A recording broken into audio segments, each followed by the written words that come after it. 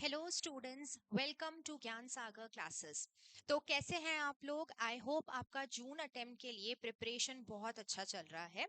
आज इस वीडियो के अंदर हम लोग क्या कवर करने वाले हैं, हम लोग पेपर नंबर 5 जो सीएमए इंटर का पेपर नंबर 5 है, बिजनेस लॉज एंड एथिक्स, हम उसका एबीसी एनालिसिस कवर करेंगे।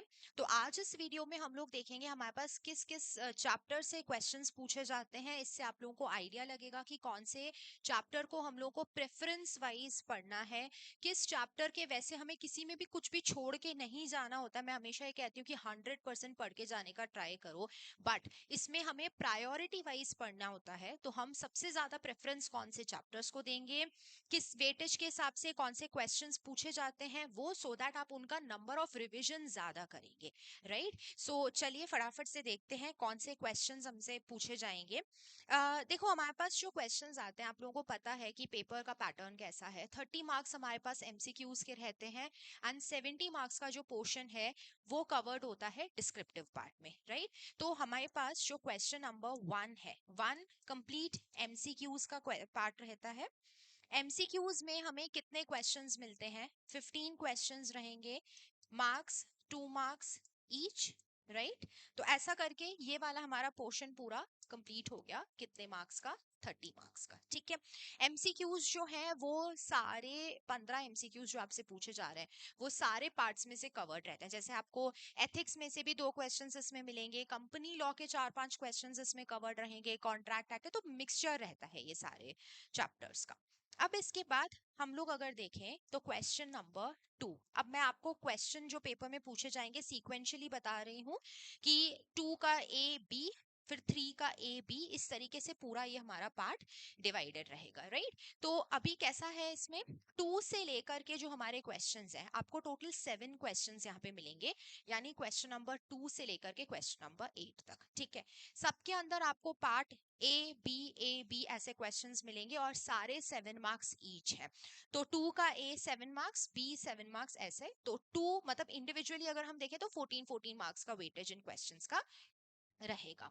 अच्छा, क्वेश्चन नंबर 2 का ए एंड बी, देखो हमेशा ये देखा गया है, अभी आप जो 2 से लेकर के 8 तक क्वेश्चंस आ रहे हैं, 7 क्वेश्चंस आ रहे हैं ना, इसमें से आपको सिलेक्ट सिर्फ कितने करने हैं, मतलब कितने अटेम्प्ट करने हैं?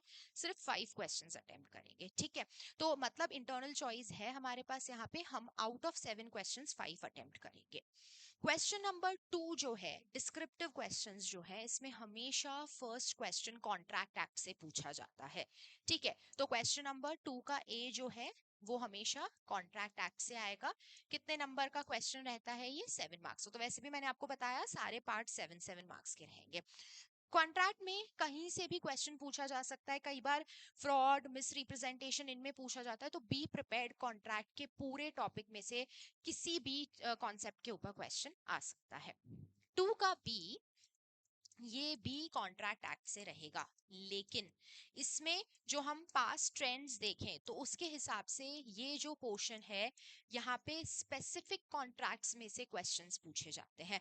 हमेशा क्वेश्चन नंबर 2 का बी जो है कॉन्ट्रैक्ट एक्ट में जो स्पेसिफिक कॉन्ट्रैक्ट्स हैं, याद हैं कौन से? ये आपका कवर हो गया इसमें indemnity, guarantee, bailment, pledge, agency, ये वाले जो हैं ये सारे टॉपिक्स इसमें कवर्ड रहेंगे, ठीक है। अब नेक्स्ट चलते हैं हम लोग क्वेश्चन नंबर 3। 3 का ए बी, वापस वही 7 मार्क 7 मार्क, ऐसे ही सेम यहाँ पे ये पैटर्न चलेगा। क्वेश्चन नंबर 3 का ए जो है ये इधर पार्टनरशिप एक्ट से आता है या फिर एलएलपी एक्ट से आता है। कई अटेम्प्ट्स में ऐसा देखा गया है कि एक अटेम्प्ट में अगर पार्टनरशिप आता है तो दूसरे में एलएलपी आएगा, फिर पार्टनरशिप एलएलपी, बट हम ट्रस्ट नहीं कर सकते हैं कि यही पैटर्न है। आप तैयार रहेंगे, दोनों में से किसी भी एक चैप्टर में से क्वेश्चन आएगा। ये मत देखना कि दिसंबर 25 में क्या पूछा हुआ था वो तो अभी ये नहीं पूछेंगे, ऐसा हम नहीं ट्रस्ट कर सकते। तो इसीलिए 3 का ए जो है इसमें ईदर पार्टनरशिप या एलएलपी एक्ट से एक क्वेश्चन आएगा। एमसीक्यूज जो आते हैं वो तो है ही है, उसके अलावा यहाँ पे ये लॉन्ग आंसर क्वेश्चन इन दोनों में से एक में बन सकता है। 3 का जो बी है वो ये देखा गया है लास्ट अटेम्प्ट्स के हिसाब से, अकॉर्डिंग टू मी इधर क्वेश्चन सोगा से आना चाहिए या फिर एनआई एक्ट से आना चाहिए, नेगोशिएबल इंस्ट्रूमेंट्स एक्ट से। ठीक है, तो इन दोनों में से कोई भी चैप्टर से क्वेश्चंस यहाँ पे पूछे जा सकते हैं। तो कुल मिला के अगर हम देखें तो question number 2 and question number 3 जो है, ये दोनों क्वेश्चंस आपका कमर्शियल लॉज वाला जो पोर्शन है उसमें से पूछा जाता है। बट क्वेश्चन नंबर 2 पूरा कॉन्ट्रैक्ट एक्ट का, 3 जो है ये फिर अदर कमर्शियल लॉज आ गए, जिसमें इन दोनों में से किसी एक में से लॉन्ग आंसर आएगा या फिर इन दोनों में से किसी एक में से आएगा। ठीक है, नेक्स्ट क्वेश्चन नंबर 4, 4 का ए एंड 4 का बी। 4 का ए जो है ये एक कंपल्सरी क्वेश्चन आता है हमेशा कोड ऑन वेजेस पे, जो इंडस्ट्रियल लॉज में एक चैप्टर हमने पढ़ा है। और इंडस्ट्रियल लॉज के अंदर मैंने आप लोगों को क्लास में भी बताया हुआ है, सबसे इंपॉर्टेंट जो एक्ट है वो कौन सा है, कोड ऑन वेजेस है, राइट। तो इस पे तो एक कंपल्सरी क्वेश्चन हर बार क्वेश्चन नंबर 4 के ए पे ही पूछा जाता है ये, तो बी प्रिपेयर्ड। अब क्वेश्चन नंबर 4 का जो बी है ये हमेशा अदर इंडस्ट्रियल लॉज में से पूछा जाता है। कभी क्वेश्चन आता है ग्रेट्युटी एक्ट पे, कभी आता है ईएसआई, कभी ईपीएफ पे, जैसे लास्ट अटेम्प्ट में ईपीएफ पे आया हुआ है।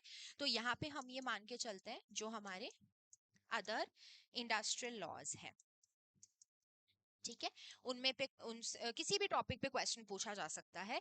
कुड बी ग्रेजुएटी एक्ट, मैं एक ऐसे फिक्स नहीं बोल सकती हूँ, बट बी प्रिपेयर्ड किसी पे भी एक पे क्वेश्चन हर अटेम्प्ट में अलग अलग चैप्टर्स पे आता है।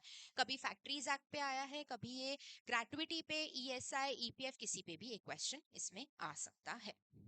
ठीक है, तो ये हम लोगों ने यहाँ पे कवर कर लिया। थोड़ा सा क्वेश्चन 4 का बी ये ट्रिकी रहेगा बिकॉज हमारे पास बहुत सारे चैप्टर्स हैं वहां पे पढ़ने के लिए, but you never know question इसमें किस में से आएगा। ओके, ज्यादा फ्रीक्वेंटली यहाँ पे जो देखा गया है वो क्वेश्चन आता है ईदर फ्रॉम ग्रेट्युटी। वैसे मैं बता भी देती हूँ पॉसिबिलिटी ज्यादा किस में से रहती है, ग्रेट्युटी एक्ट या फिर ईएसआई एक्ट से। ईपीएफ एक्ट बहुत रेयर कभी पूछा हुआ है, जैसे सिर्फ लास्ट अटेम्प्ट में पूछा हुआ था, उससे पहले कभी ईपीएफ एक्ट से नहीं आया है क्वेश्चन। इसीलिए मैं ग्रेट्युटी, ईएसआई इसकी पॉसिबिलिटी बता सकती हूँ। Question number 5 A and B.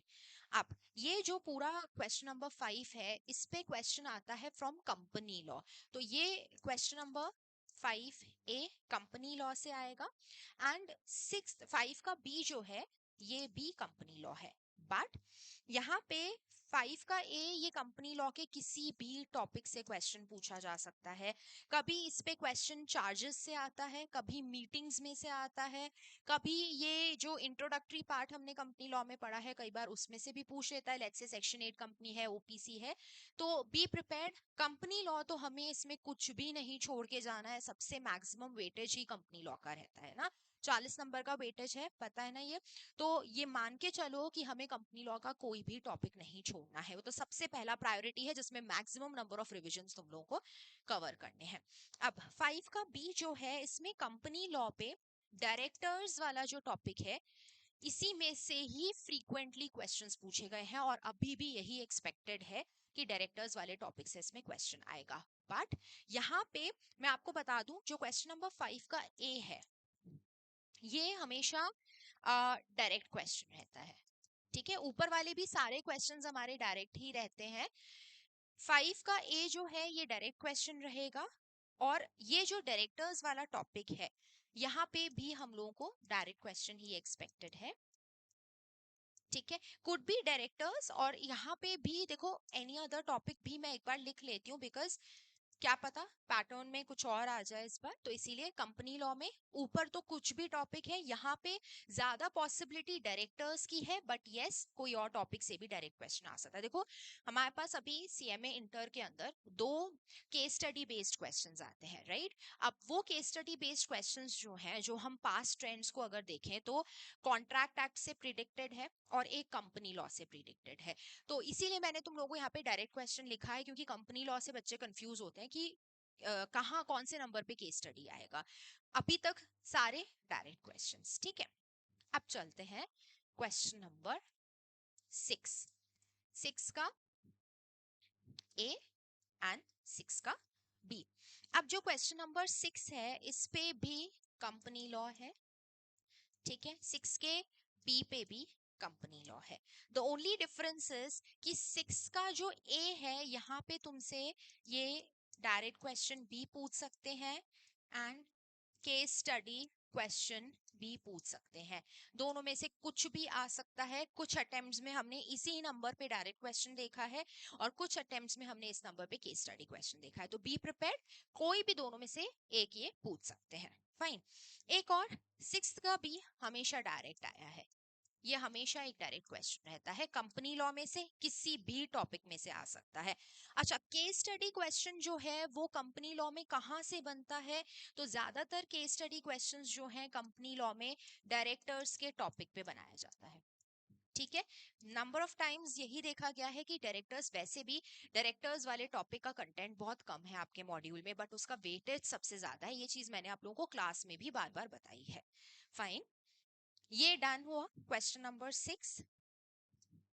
अब चलते हैं question number 7, A and B.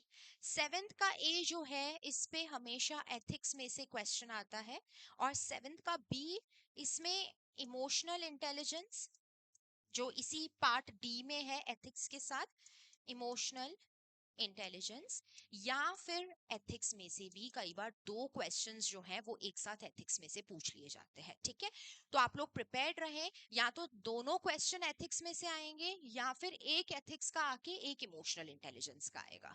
ठीक है, नेक्स्ट। अब सारे पार्ट्स तो कवर हो गए, बाकी क्या बचा? क्वेश्चन नंबर 8 का ए एंड बी। अब यहाँ पे है ना केस स्टडी क्वेश्चंस आते हैं। ठीक है, ये भी केस स्टडी है और सेकंड वाला भी केस स्टडी रहेगा। बट किस टॉपिक पे केस स्टडी क्वेश्चंस है वो मैं बता दूं। 8th का ए जो है ये हमेशा कॉन्ट्रैक्ट एक्ट से केस स्टडी क्वेश्चन पूछता है। इसका मतलब कॉन्ट्रैक्ट एक्ट से हमारे पास टोटल 3 क्वेश्चंस आते हैं 7-7 नंबर के। ठीक है, एक केस स्टडी क्वेश्चन रहेगा और एक जो मैंने ऊपर क्वेश्चन 2 बताया था आपको, वो भी दोनों कहां से हैं? कॉन्ट्रैक्ट एक्ट से है। ठीक है, अच्छा, एक और जो केस स्टडी का क्वेश्चन है यहाँ पे, ये आता है from company law. And company law में भी केस स्टडी में कौन सा इंस्टीट्यूट का फेवरेट टॉपिक है? डायरेक्टर्स। ठीक है, या फिर यहाँ पे है ना डायरेक्ट क्वेश्चन भी आ सकता है फ्रॉम कंपनी लॉ। तो मैं सिर्फ केस स्टडी ही नहीं लिखूंगी, मैं यहाँ पे डायरेक्ट क्वेश्चन भी लिख रही हूँ। And again this direct question could be from company law only. ठीक है, तो बी प्रिपेयर्ड। देखो, वैसे भी इंटर के अंदर मैंने आप लोगों को बताया कि हमारे पास दो केस स्टडी क्वेश्चंस आएंगे, तो डोंट गेट कंफ्यूज्ड। सपोज अगर हमें यहाँ पे ये केस स्टडी क्वेश्चन दे रहे हैं, तो ऊपर इस जगह पे आपके पास डायरेक्ट क्वेश्चन आएगा। ठीक है, और अगर यहाँ केस स्टडी का क्वेश्चन आता है तो आपको यहाँ पे कंपनी लॉ का डायरेक्ट क्वेश्चन ही मिलेगा। सिर्फ नंबर चेंज हो रहा है, बट ओवरऑल अगर आप लोग देखेंगे तो दो ही केस स्टडी के क्वेश्चंस आ रहे हैं। बट एक चीज ध्यान रखना, 6 का जो मैंने ए बताया, दोनों चीजों की पॉसिबिलिटी है, डायरेक्ट भी है और केस स्टडी भी है। आएगा कहां से? कंपनी लॉ से ही आएगा। अगर मैं 8th का बी भी बता रही हूं तो यहाँ भी दोनों क्वेश्चंस की पॉसिबिलिटी है, बट ये आएंगे कहां से? कंपनी लॉ में से ही आएंगे। अगर केस स्टडी की मैं बात करूं तो ये केस स्टडी क्वेश्चन हमेशा डायरेक्टर्स के टॉपिक से ही बनता है। कॉन्ट्रैक्ट एक्ट का एक केस स्टडी आएगा यहाँ पे, और ऊपर दो डायरेक्ट क्वेश्चंस हमने इसके डिस्कस किए हैं। ठीक है, तो ये है ना, हम लोगों ने आपके लिए एक ये पूरा एनालिसिस तैयार किया है कि किस पैटर्न में क्वेश्चंस पूछे जाते हैं, कौन से नंबर पे कौन से क्वेश्चंस आएंगे। राइट, तो अगर मैं इसका एनालिसिस करूं तो हमें सबसे इंपॉर्टेंटली तो क्या पढ़ना है? कॉन्ट्रैक्ट एक्ट पढ़ना है। रीजन बीइंग, ये दो क्वेश्चन यहाँ पे आ गए इसके, और एक हमने अभी नीचे डिस्कस किया था केस स्टडी क्वेश्चन। 3 क्वेश्चन तो कॉन्ट्रैक्ट एक्ट के फिक्स है। उसके बाद अगर मैं कहूं तो कंपनी लॉ बहुत बहुत इंपॉर्टेंट है। तो जो कैटेगरी ए हम लोग डिस्कस करते हैं, एबीसी एनालिसिस का वीडियो है, कैटेगरी ए जो रहेगी company law and contract act. ठीक है, अच्छा, कंपनी लॉ में के क्वेश्चंस देखो कितने हैं टोटल? क्वेश्चन 5 दोनों कंपनी लॉ से, 3-4 क्वेश्चन नंबर 6 में ये 4 क्वेश्चन कंपनी लॉ के हो गए। इसके अलावा एक यहाँ पे एक्सपेक्टेड है, तो 5 क्वेश्चन 7 मार्क्स के मैं कह रही हूँ। ये देखो सारे क्वेश्चंस मिला के हैं, अब तुम इसमें से क्या चूज करते हो अटेम्प्ट करने के लिए, that is your choice, but I am telling you company law के टोटल 5 क्वेश्चंस इसमें 7-7 मार्क्स के पूछे गए हैं। राइट, तो आप केस स्टडी के व्यू पॉइंट से भी अपना प्रैक्टिस करेंगे और डायरेक्ट क्वेश्चंस के व्यू पॉइंट से भी प्रैक्टिस करेंगे। ठीक है। बाकी इसके अंदर देखो, बी कैटेगरी में आप लोगों को क्या क्या पढ़ना है, एक एथिक्स है, इमोशनल इंटेलिजेंस है, ठीक है, ये मैं बी कैटेगरी में पुट कर रही हूँ। एंड एक कोड ऑन वेजेस है, इसको मैं बी कैटेगरी में इसलिए पुट कर रही हूँ बिकॉज इसमें आपका एक एक क्वेश्चन बन रहा है, जैसे अभी एथिक्स के दो भी बन सकते हैं, बट पॉइंट इज मैं ये कैटेगरी किस हिसाब से डिवाइड कर रही हूँ, मैं नंबर ऑफ रिविजन्स के हिसाब से डिवाइड कर रही हूँ, बिकॉज हमारा ये जो सब्जेक्ट है ये थ्योरी है, और थ्योरी पे कमांड आप तभी गेन कर सकते हैं जब आप उसको बार बार रिवाइज करते रहेंगे। तो जितने नंबर ऑफ टाइम्स आप थ्योरी को रिवाइज करोगे उतने नंबर ऑफ टाइम्स आपको कॉन्फिडेंस भी आएगा और रिटेन भी ज्यादा रहेगा आपको ये, ठीक है। तो इसीलिए कह रही हूँ कि सबसे ज्यादा important company law, contract act, second number पे ethics and code on wages. उसके अलावा जितने भी हैं मैं उनको कैटेगरी सी में पुट कर रही हूँ कि तुम एक एक बार भी उसको पढ़ के चल जाओ, लास्ट मोमेंट पे रीड करके चल जाओ, it is more than enough, ठीक है। तो ये हम लोगों ने आपके लिए यहाँ पे आज एबीसी एनालिसिस और पूरे क्वेश्चन पेपर का एनालिसिस वीडियो रेडी किया है, ठीक है। आई होप आप लोगों की पढ़ाई बहुत अच्छी चल रही है, आप मॉक टेस्ट अपियर कर रहे हैं, बिकॉज टेस्ट अपियर करने से ही आपको कॉन्फिडेंस आएगा, पता लगेगा कि कितना हम याद रख पा रहे हैं, कितना रिटेन हो पा रहा है, राइट। इसके अलावा अगर आप लोगों को कुछ भी डाउट है किसी भी क्वेश्चन में, कॉन्सेप्ट पे, तो आप हमें कॉन्टैक्ट कर सकते हैं, आप कमेंट बॉक्स में क्वेश्चंस लिख सकते हैं। बाकी all the very best for the students appearing in June attempt. Thank you so much.